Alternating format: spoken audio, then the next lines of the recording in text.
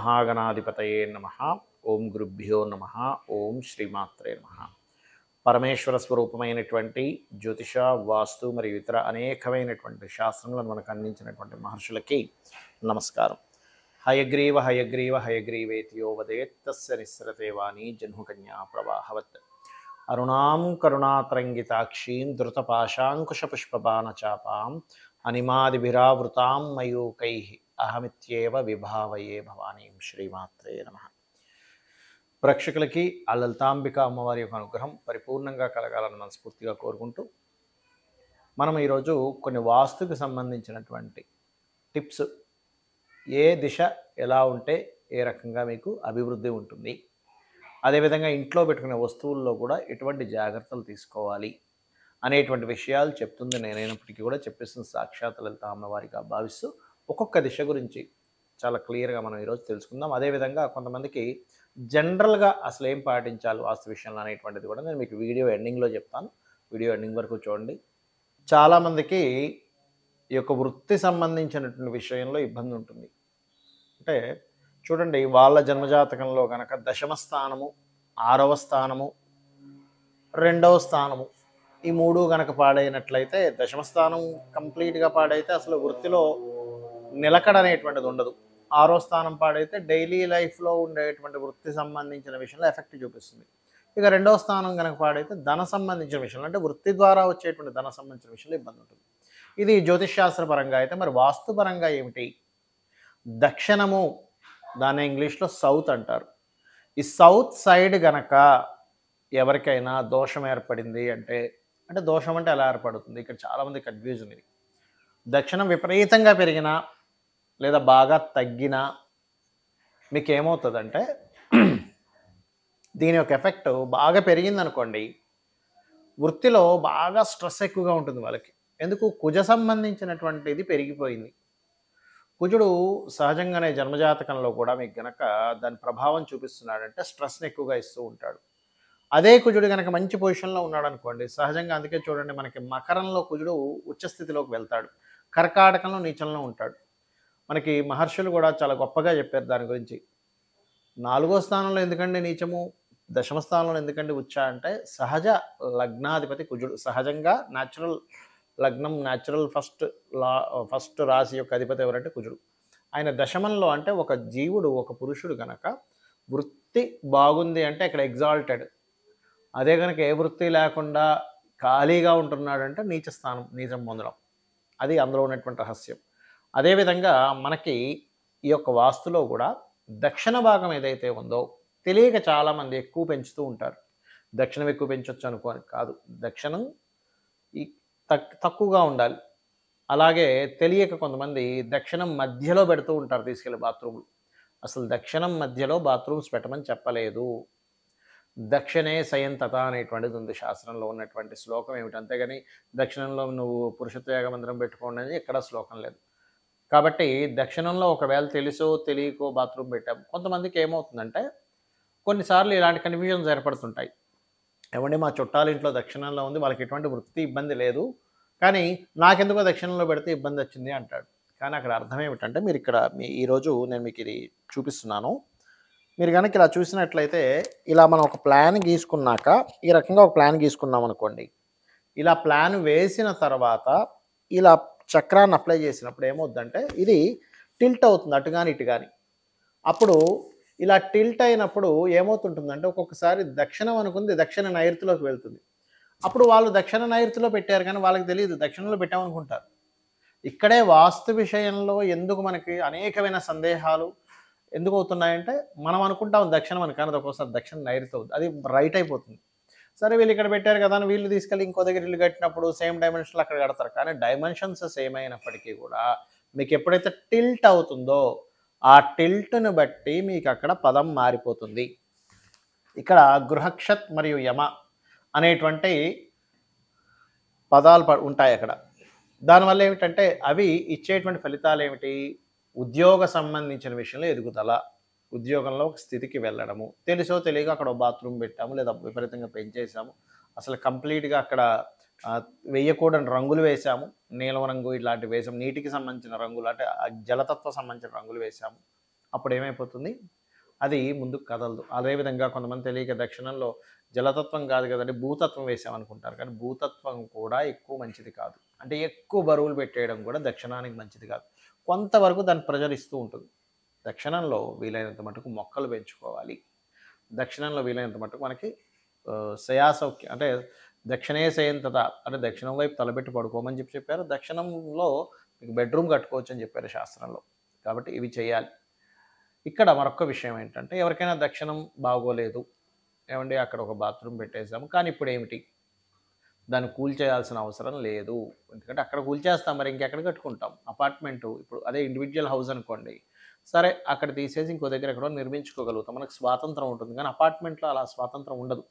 అప్పుడు ఏం చేయాలి, ఆ దక్షిణంలో కరెక్ట్గా దక్షిణంలో వచ్చిందో లేదో చూసుకోండి. మీరు ఏదో రఫ్గా చూసేసేయకండి. ఇలాగా మీరు ప్లానింగ్ గీసుకొని నీట్గా ఈ ప్లానింగ్కి ఈ చక్రాన్ని అప్లై చేసి ఎన్ని డిగ్రీస్ టిల్ట్ అయిందో చూసుకొని, అక్కడ ఆ దక్షిణం వైపు కనుక మీకు బాత్రూమ్స్ వస్తే బ్రాస్ పట్టీతో వేయండి. లేదు ఈ పట్టీతో వేయడం నాకు రాదండి అనుకుంటే చక్కగా ఎల్లో కలర్ టేప్ ఉంటుంది, ఎల్లో కలర్ టేప్తో దాన్ని చుట్టూ వేయండి. అప్పుడు ఏమవుతుందంటే, మీరు ఏదైతే ఇబ్బంది పడుతున్నారో ఈ బాత్రూమ్స్ రావడం వల్ల కెరియర్ పరంగా ఇబ్బంది ఏదవుతుందో అది ఖచ్చితంగా తొలగిపోతుంది.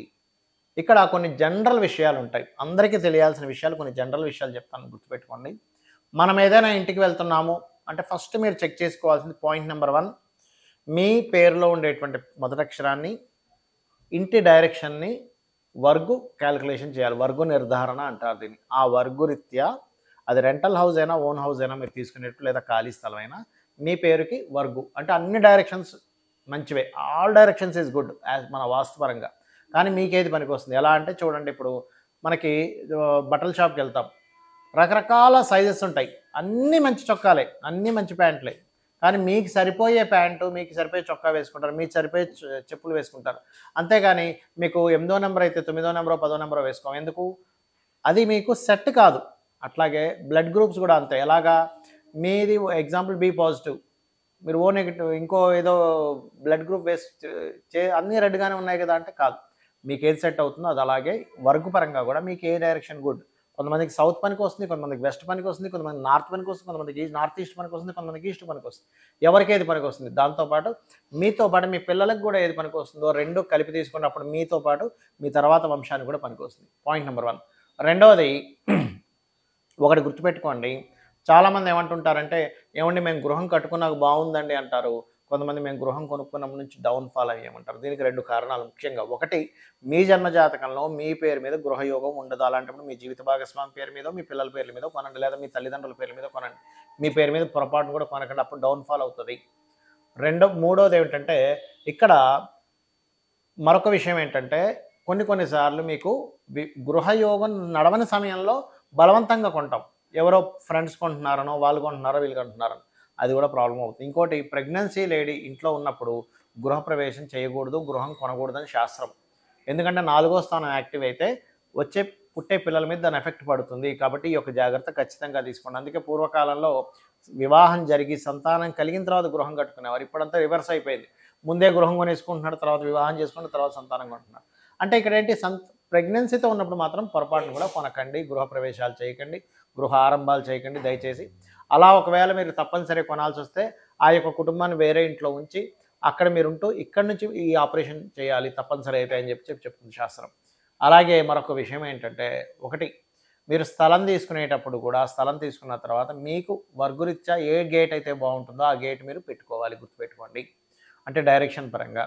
మరొకటి, చాలామందికి ఒక అపోహ ఉంది, ఇన్ని డిగ్రీలు తిరిగింది అన్ని డిగ్రీలు తిరిగింది ఏమైపోతుంది, ఏమీ అయిపోదు, గుర్తుపెట్టుకుని ఎన్ని డిగ్రీలు తిరిగినా ఆ డిగ్రీస్ వైజ్గా మీరు క్యాలిక్యులేట్ చేసుకొని పర్ఫెక్ట్గా మీకు ఏ ద్వారం పనికి వస్తుందో ఆ ద్వారం పరంగా మీరు కట్టుకోవచ్చు, అందులో ఎటువంటి భయపడాల్సిన అవసరం లేదు. ఇక్కడ మరొక విషయం ఏంటంటే, ఇక్కడ కొన్ని శాస్త్రంలో మీరు ఇల్లు కట్టుకునేటప్పుడు కొన్ని నియమ నిబంధనలు చెప్పబడ్డాయి. చాలామంది తెలియక ఏం చేస్తారంటే, ఇల్లు కట్టుకోగానే అక్కడ కోడిని మేకని కోసేస్తారు. అది పూర్తిగా తప్పని చెప్పింది శాస్త్రం. ఎందుకంటే అక్కడ మీకు దేవతా కళలు కాకుండా రాక్షస కళలు మీకు ఏర్పడతాయి. అలా ఏర్పడినప్పుడు ఇంట్లో గొడవలు జరగడం, ఒకరి మీద ఒకరు కోపాలు పెరగడం జరుగుతూ ఉంటుంది. కాబట్టి 1 వీక్ వరకు కూడా పొరపాటును కూడా ఆ ఇంట్లో నాన్ వెజిటేరియన్ ఉండకూడదు. ఇది గుర్తుపెట్టుకోండి. ఇది సొంత ఇంట్లో మనం ఏదైనా గృహప్రవేశం చేసినప్పుడు ఇది చాలా ముఖ్యమైనటువంటి అంశం. అక్కడ గోవుని తీసుకురావాలి, చాలా పెద్ద తతంగం ఉంది దానికి. గోవుని అక్కడ తీసుకురావడము, రకరకాల కార్యక్రమాలు చాలా ఉంటుంది, దిగ్బంధనాలు చాలా ఉంటాయి. అలాగే మరొక విషయం ఏంటంటే ఇక్కడ మరి కట్టిన గృహం అపార్ట్మెంట్స్ కొనుక్కుంటున్నాం అప్పుడు ఎలాగా అంటే ఒకటే గుర్తుపెట్టుకోండి. మీరు ఏ గృహం కొనుక్కున్నా మీరు ఒకటే మీ పేరులో వర్గు సెట్ అయిందా ఇంట్లో, ముఖ్యంగా ఈ బాత్రూమ్స్ లెట్రిన్స్ కట్టుకునేటువంటి విషయంలో తప్పుగా ఎక్కడైనా పెట్టుకుంటున్నామా దాన్ని మీరేమీ కూల్చేయాల్సిన అవసరం ఉండదు. చిన్న చిన్న రెమెడీస్తో దాన్ని సెట్ చేసుకోవచ్చు. అదేవిధంగా ఇంట్లో కలర్స్ మీద కూడా దీని ప్రభావం ఉంటుంది. ఇంట్లో చేసే యాక్టివిటీస్ మీద కూడా దీని ప్రభావం ఉంటుంది. ఏ వస్తువు ఎక్కడ పెట్టాలనే దాని మీద కూడా ప్రభావం ఉంటుంది. ఎలా అంటే ఇప్పుడు చూడండి, ఇయర్ ఫోన్ ఉంది. ఇయర్ ఫోన్ చెవిలో పెట్టుకుంటే వినిపిస్తుంది కానీ జేబులో పెట్టుకుంటే వినబడదు. ఎందుకు? ఈ ఇయర్ ఫోన్కి ఏదైతే సౌండ్ని ప్రొడ్యూస్ చేసేటువంటి శక్తి ఉందో చెవుకు రిసీవింగ్ పవర్ ఉంది. అంటే ఇయర్ ఫోన్ చెవుకు పెట్టుకుంటే వినిపిస్తుంది కానీ జేబులో పెట్టుకుంటానో ప్యాంట్ జేబులో పెట్టుకుంటానో మనకు వినబడదు. అలాగే మనం ఒక వస్తువు దానికంటూ ఒక శక్తి ఉంటుంది, దానికంటూ ఒక ఎనర్జీ ఉంటుంది. దాన్ని మనం ఎక్కడైతే పెడతామో అక్కడ దాని ఎనర్జీని ఫామ్ చేసినప్పుడు ఇంట్లో ఆ యొక్క శక్తి ఉత్పన్నం అవుతుంది. అది మీరు నెగిటివ్గా ఫామ్ చేస్తున్నారా, పాజిటివ్గా ఫామ్ చేస్తున్నారా అనే దాని మీద, మీరు వేసే కలర్స్, మీరు పెట్టేటువంటి వస్తువుల మీద ఆధారపడి ఉంటుంది. ఇది గుర్తుపెట్టుకోండి. అలాగే ఇంకొక విషయం ఏంటంటే చాలామంది తెలియక 2-3 గృహాలు ఉంటాయి, అది ఎవరికి రెంట్కి ఇవ్వరు, అలా వదిలేస్తూ ఉంటారు. అలాంటప్పుడు కూడా అది కూడా దోషం. మీరు ఉంటే మీరు ఉండండి, లేకపోతే రెంట్కి ఇవ్వండి. కానీ అమ్మో నాకు ఆ ఇల్లు అంటే చాలా ఇష్టం అండి, ఎవరికి రెంట్కి ఇవ్వనండి, నా ఇంట్లో దీపం పెట్టకుండా ధూపం వేయకుండా ఉంటారు, అది చాలా పెద్ద దోషం. ఆ ఇంటికి ఒక దేవత ఉంటుంది, వాస్తు పురుషుడు ఉంటారు, సకల దేవతలు ఉంటారు. మీరు ఆ గృహం నిర్మాణం ప్రారంభించినప్పటి నుంచి ఆ దేవత ఎనర్జీ ఫామ్ అవ్వడం స్టార్ట్ అవుతుంది. ఇది గుర్తుపెట్టుకోండి. అలాగే మరొక్క విషయం ఏంటంటే ఇక్కడ గుర్తుపెట్టుకోవాల్సిన అంశము, బాగా గుర్తుపెట్టుకోండి. ఇక్కడ మీరు ఇంటి యొక్క విషయంలో కొన్నిసార్లు ఏమవుతుంటుందంటే ఊరుకు వెళ్ళినప్పుడు కూడా ఇంట్లో మనం దీపం పెట్టము, లేదా ఒక్కొక్కసారి శివలింగాలు అలాగే వదిలేసి వెళ్ళిపోతుంటారు. శివలింగం ఉంటుంది, దాన్ని నీళ్ళల్లో పెట్టి వెళ్ళాలి. ఒకవేళ ఇంట్లో మేరు ఉంది, పూర్తిగా కుంకుమలో పెట్టి వెళ్ళాలి. ఇది గుర్తుపెట్టుకోండి. ముఖ్యంగా ఇట్లాంటివి చాలా ముఖ్యమైనటువంటి అంశాలు. అందుకే చూడండి, మనం ఏదైనా ఊరికి వెళ్ళి ఒక వారం రోజుల్లో వెళ్ళి వచ్చినప్పుడు ఇంట్లో ఏదో సంథింగ్ నెగిటివ్ ఎనర్జీ ఉన్నట్టు ఉంటుంది. మనం తుడిచి చక్కగా క్లీన్ చేసుకొని మళ్ళీ దీపం పెట్టేదాకా పాజిటివ్ ఎనర్జీ రాదు. అంటే ఏమిటి, ఎక్కడైనా మనం ఏదైనా కొన్ని రోజులు వదిలేస్తే అక్కడ ప్రేత సంబంధించినటువంటి ఎనర్జీస్ వస్తుంటాయి. ఇది చాలా ముఖ్యమైనటువంటి అంశం. మన కంటికి కనబడినంత మాత్రాన నెగిటివ్ ఎనర్జీ లేదని కాదు. నెగిటివ్ ఎనర్జీ రకరకాల రూపంలో ఉంటుంది. పాజిటివ్ ఎనర్జీ భగవత్ స్వరూపం రూపంలో ఎలా ఉంటుందో నెగిటివ్ ఎనర్జీ కూడా ఉంటుంది. దాని మీద మనం అర్థం చేసుకోవాలి. ఈ రకంగా మీరు వాస్తు అంటే ఏదో కూలగొట్టేసేయాలి, విరగ్గొట్టేసేయాలి అనేటువంటి కాన్సెప్ట్లో కాకుండా చాలా చక్కగా వస్తువు మార్పు, అంటే వస్తువులను ఎక్కడెక్కడ పెట్టుకోవాలి, కలర్స్ ఏం వేసుకోవాలి, ఇంట్లో ఎలా వెళ్తురు రావాలి గుర్తుపెట్టుకోండి. ఇంకొక ఆఖరి విషయం ఒకటి చెప్పి నేను మీకు ముగిస్తాను. నైరుతి గది ఎప్పుడూ కూడా ఎక్కువ వెళ్తురు ఉండేలా చూసుకోకండి. నైరుతి గది చాలా తక్కువగా ఉండాలి. ఈశాన్యము, ఉత్తరము, ఆగ్నేయము ఇవన్నీ కూడా ఎక్కువ వెళ్తురు ఉండాలి. నైరుతి గదిలో ఒకప్పుడు మనకి పూర్వం నైరుతికి ఒక చీకటి గది కట్టేవారు. ఎందుకంటే నైరుతి ఎంత చీకటి గదిగా ఉంటే అంత ఎనర్జీ బాగుంటుంది. ఇప్పుడు చిన్న ఎగ్జాంపుల్ చెప్తాను చూడండి. ఇప్పుడు మన బాడీ ఉంది, మన బాడీలో ఎక్కువ లైటింగ్ కళ్ళకి చూడం. ఎందుకు? ఎక్కువ లైటింగ్ కళ్ళకి పెడితే కళ్ళు ఎఫెక్ట్ అవుతాయండి అంటాం. ఏమైందండి అంటే కాదు, ఎందుకు? ఈ కళ్ళు సెన్సిటివ్. అట్లాగే అక్కడ పితృదేవతా స్వరూపాలు ఉంటాయి నైరుతిలో, అక్కడ ఎక్కువ వెళ్తురు ఉండకూడదు. ఈశాన్యంలో దేవతా స్వరూపాలు ఉంటాయి, జ్ఞానాన్ని ఇచ్చేటువంటిది, అక్కడ ఎక్కువ వెళ్తురు ఉండాలి. సో ఇది వాస్తుశాస్త్రంలో చాలా స్పష్టంగా క్షుణ్ణంగా చెప్పినటువంటి అంశాలు. ఇవి పాటించి మీ యొక్క జీవితాన్ని ఆనందమయం చేసుకుంటారని, ఆ యొక్క అమ్మవారి యొక్క అనుగ్రహాన్ని మీరు పరిపూర్ణంగా పొందాలని, పొందుతారని మనస్ఫూర్తిగా కోరుకుంటూ శ్రీమాత్రే నమః.